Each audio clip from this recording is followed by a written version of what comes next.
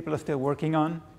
And most importantly, some explanation of why I think that memory overcommit is something important that we need to have in KVM. Now, why do we want memory overcommit? The reason is quite simple. People want really, really cheap virtual machines. I know 2 years ago, you probably got a virtual machine out at some ISP for, I think it was $15 a month.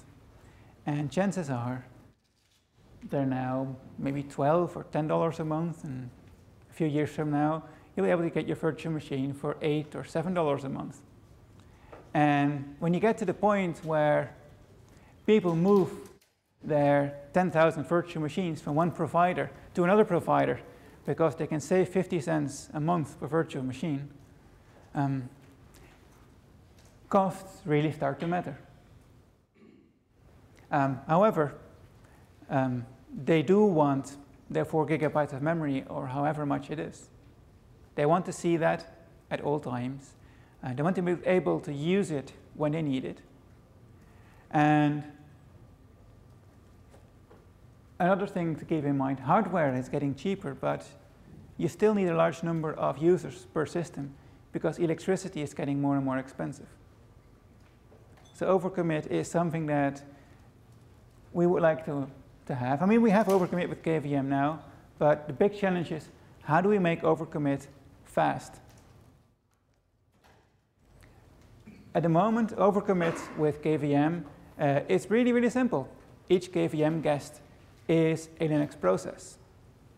When the host needs memory, it swaps out the least used parts of each guest.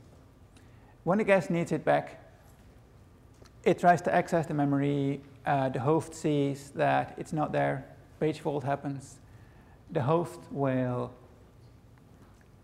bring the memory in from disk or whatever secondary storage you use. And during that time, the entire virtual CPU used to stall.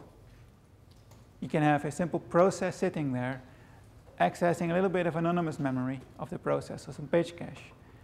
And the entire virtual CPU will be unable to handle network packets, will be unable to handle timer interrupts or anything else, which is a big problem.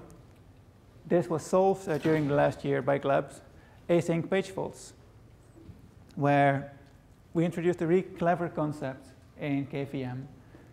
We recognize that most of the accesses inside a guest are done from a context that can sleep. It could be a process accessing its anonymous memory. It could be a process accessing the page cache. It could be something in a kernel doing copy from user or copy to user. These are all contexts that can sleep. So if an access like this happens, the host will tell the guest, hey, wait a moment. You think you have that memory, but it's not really there. You're in the middle of a page fault. What you want to do is set aside this process for a little bit, put it to sleep, and we will tell you when it can continue to run. At that point, the virtual CPU is not going to stall on this page fault, but instead, it can forward network packets. It can run other tasks. It can run timer interrupts and all kinds of things. And this means that when your virtual machine is being swapped in bit by bit because memory was overcommitted, the slowdown is not going to affect everything on your virtual machine. And your virtual machine is going to be able to continue to run even though a few of the processes inside it may be slow temporarily while their data is being brought in by the host. This is a really big help. Some of the benchmarks that Gleb did ran about a factor of 2 faster, just for this code in there. But ideally, what we want to do, besides reducing the impact of each of these I/O swap-ins, we also want to reduce the number of swap I/Os that happens when you overcommit guests. This is what it looks like when you have a number of guests that don't quite fit in memory. The yellow bits are used memory inside the guest, and the red bits down there, that's free memory inside the guest. And as you can see on this slide, we spend an awful lot of time in disk I/O writing free pages to disk, which doesn't make a whole lot of sense if you think about it, because the moment a guest starts to use that free page, it's just going to fill it with zeros. But yet there we are, we swapped it out to disk, and when the guest touches it, we need to swap it back in, and you've got the guest waiting for whatever data is living in swap to be brought back into memory, after which it will be overwritten with zeros. We can do better than that. We should throw away these free pages of each guest. At that point, we don't have to do I/O on them. At swap out time and for KSM, we look at a page, oh, it's not used. We throw it out. We can skip a disk I/O. If a guest page got freed after we wrote it to disk, we can still see that at swap in time, where the guest is accessing a page that got marked as unused. Hey, the guest is touching a page that we swapped out a while ago, but it doesn't need the data in the page. At that point, we free the swap space and we give the guest a completely new zeroed page. Of course, in order to do this, the guest needs to tell the host which pages are free. We can use a very large bitmap for that. There's a few complications that I will go into in the next few slides. We need to be very careful at the state transition, going from an unused or free page to a used page. Because at that moment in time, once a page has been transitioned from an unused page that we can throw out at any moment, and it has just been transitioned to a page that is in use, we want to be very sure that we do not throw out the page after that point, because there could be new data in it that needs to be preserved. Well, the bitmap, it's a fairly simple concept. The kernel already has hooks from S390 and user mode Linux, arc free page and arc alloc page, that can get called by the page allocator. We simply set a bit in the bitmap when the page gets freed. We clear the page, the bit when the page gets allocated. So the fast path overhead that this idea adds is one bit either setting it or clearing it in the page allocator. On the host side, things are more complicated. Whenever we were about to scan a page in KSM, or when we are about to swap out a page, or when we are about to swap in a page, there are things that we can check. We want to check, is this a page that is free? At that point, we can skip the disk I/O and either give the guest a new page, or we can just throw out the old page that was there in the guest. The good news is these more complex checks on the host side are only done when the host is actually running low on free memory. So most of the time, these checks in the host are not going to be run at all. They're only going to, and the only thing that you run most of the time is just these two hooks touching the bitmap. So the overhead is going to be pretty light most of the time. And the situation where the higher overhead code comes in, it really only happens when we're going to swap otherwise. So spending a little bit of CPU time to avoid swap I/O is a good trade-off at that point. One disk seek is equal to about 50 million CPU instructions. And of course, this kind of interface, it could be useful also for processes that any kind of runtime that does garbage collection or that has data that could be thrown out. So for the JVM, or possibly even for something like Firefox. There are a few race conditions that we need to be careful with. When a page is being transitioned from the unused from unused to used. Right after that transition, whoever is a new user of the page in the guest can start writing data to that page, and from that moment on, we absolutely need to preserve that data. Otherwise, we got data corruption, and we can't have that. So, in a swap out and KSM path, what we need to do there, we check first, of course, if this page is unused. If it is unused, we remove it from the page table of the process. And then we need to check again. We need to do this unmapping and checking again while holding a lock that will block page faults on that part of the process. So if the guest tries to access the data right after we unmap this page, it will just block in the page fault code, after which point we can see, hey, this page is still free. On that base, if the page is still free, the guest will not be blocking in the page fault code. But if the page is being transitioned to a used state, and we see that, hey, while we unmap the page, the guest wanted to start using it, and we can quickly put it back into the page table. Then unlock the lock that was blocking page faults on the guest. And the guest, which is now going to complete that page fault, will see that, hey, while I was waiting for the lock, somebody else magically put a page table entry in place, and I can now use the memory again, which is going to be the exact same page that they started using.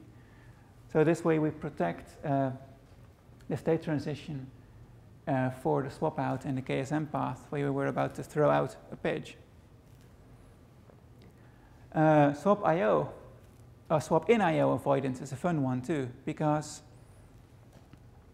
in the guest we don't start using the page until after we've cleared the bit, indicating that the page was previously free. If we clear the bit first and then we start using the page, at that point the host doesn't know that this was a free page, and it will do swap IO anyway. So we missed this optimization. But we can easily work around that by simply touching the page inside the page allocator before we clear the unused bit in the bitmap. At that point, we touch the page, the host sees, hey, this page is totally free. There's nothing in it. It frees the swap space, and it will just give the process a new, freshly zeroed page, created out of nowhere with no disk IO involved. And of course, if the host had no memory pressure at all, then the old page that we previously freed is still going to be the exact same page sitting there. And all the overhead we have in the memory allocator is that we are touching a little piece of memory that is going to be used very soon anyway. So it doesn't hurt to have that thing in the CPU cache now. Now, what it looks like with free page hinting, the same nested LRU issue, you can see that a lot of the free memory that we had here and in this guest as well has now been eliminated, which gives us enough space to bring the little bit of used memory of this guest that used to be swapped out into memory. And now we don't need to swap anymore. Of course, in a real system, it's not going to be quite as neat as this, because things are going to be on the LRUs in the system in a somewhat arbitrary order. You will have multiple memory zones, memory nodes, and it's entirely possible that it's still going to be some swap IO from one particular NUMA node, because when the guests have their free memory in another NUMA node, if they have bad luck, some swap IO is still going to happen. But this kind of approach, it does reduce the amount of swap IO. It's been used by the IBM mainframe people in the past as well, who added a special instruction in the CPU to maintain the bitmap. But we can just keep the bitmap in guest memory, and we don't need that with KVM. But what are we going to do if the sum of used memory of all the guests exceeds the amount of memory that we have in the host? At that point, we need to reduce the amount of used memory in some of the guests. we're going to have to ask the guest to free up some memory. Whenever the host is near, getting near swap out, the host doesn't have any free memory left, or not much, and the host doesn't have a lot of page cache left to free. At that point, we need to ask each of the guests in the system to free some of its memory. Obviously, when a guest is already really small, we don't want to ask it to shrink any further, because at that point, if, say, somebody makes a web request, an HTTP request to the guest, that guest is not going to have anything in its page cache, and things are going to be terribly slow. It's not going to be tolerated by whoever was running this virtual machine. On the other hand, when a guest really needs more memory, it should be able to grow the amount of memory it has up to some maximum size, and the host will simply ask others to give up memory that they're not using right now. What it looks like in the same image, I added the color green for page cache, which is something that's easy to discard in a guest. We can ask the guest to keep extra free memory whenever the host needs some memory.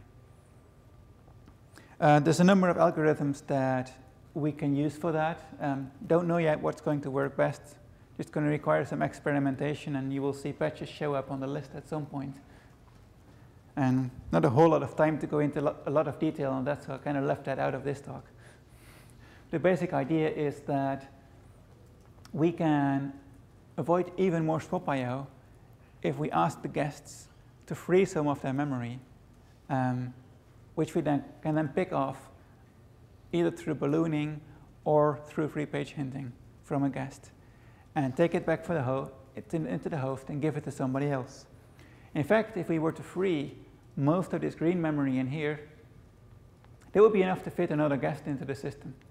We could fit 4 instead of 3. Now, do we want to use ballooning or not? Something that Andrea briefly touched on as well. Ballooning has a number of problems. One of the big problems is every freed page that is handed back to the host needs a hypercall. Balloon driver allocates a page, tells the host, you can have this page, grabs the next page. You can have this page, I'm not going to use it. This causes a lot of memory fragmentation in the guest, which is a gigantic problem for transparent root pages, which wants 2 megabyte chunks, contiguous 2 megabyte chunks, to make programs run faster. Of course, the balloon driver could defragment memory, but wait a moment, let's think about this for a second. The reason you are ballooning your guests down is because you don't have enough memory. If at that moment in time, when you're already starting to swap, you are asking all your guests to start defragmenting their memory and touch even more memory, they could just kick off a gigantic swap storm. So we probably want to use a different approach than ballooning to reclaim memory from the guests. One thing we could do in a guest is adjust the free memory targets. Every memory zone in Linux has 3 targets. There's the minimum target. Normal allocators cannot allocate memory in a zone if the memory is at or below the minimum free memory. At that point, allocators will go into the page reclaim code. They will throw out some page cache, or they will write some data to swap, and at that point, there's more memory free and they can use it. There is the low watermark. Allocators, they can just go below the low watermark, but once all the zones in a system are below the low watermark, kswap is woken up and the kernel will try to free memory in the background. And there's the high watermark. If more free memory than high watermark is available, then kswapd and the other memory freeing threads that you might have will stop freeing memory in the system. One of the things we could do is simply ask a guest to adjust its free memory target. You have this guest that takes up 1 gigabyte of memory normally. you're getting really tight on memory.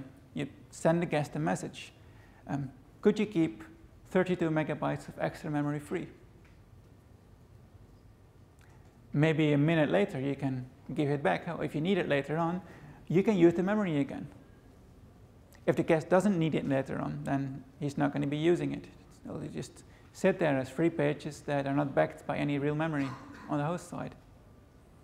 If you need more free memory, you can just tell the guest, oh, the extra free memory target now is 128 megabytes. And the guest will try to free some extra memory. The free memory at that point, we can just pick off using the free page hinting code that I described earlier. And one of the benefits of this is inside the guest, we do not have to make any hypercalls to give pages out to the guest. We do not cause free memory fragmentation in the guest. Raising the free memory targets actually helps defragment the memory, which makes it more likely that we will be able to use transparent huge pages for newly started processes inside the guest. It also has a few disadvantages, of course. The code on the host side for free page hinting is more complex than the ballooning code. And it may take a little bit of time to find all the pages that were freed through adjusting the free memory targets. So it's not as instantaneous as ballooning. But I suspect that the combination of changing the free page targets and doing the free page hinting could be a somewhat more flexible approach than ballooning, or just easier on the system than ballooning will be.